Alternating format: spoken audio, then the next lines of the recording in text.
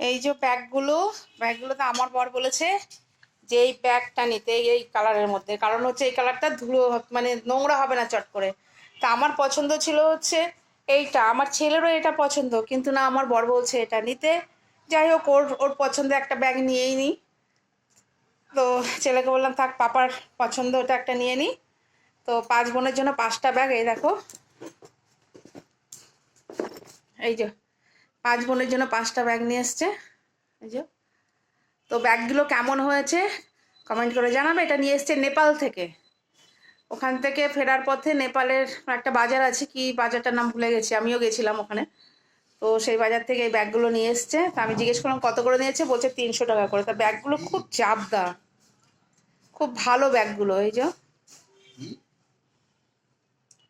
ঠিক আছে বন্ধুরা, ব্যাগগুলো কেমন হয়েছে জানাবেন। তা আমার ভাই দিয়েছে, মানে এটা হচ্ছে আমার 2 টাকার জিনিসের, 2 টাকার দাম হলেও আমার কাছে এটা অনেক বড়, অনেক টাকার ব্যাপার। এটা 300 টাকা মানে অনেক টাকার ব্যাপার। আমার ভাই নিয়ে এসছে। যাই হোক, 5 বোনের জন্য 5টা নিয়ে এসছে।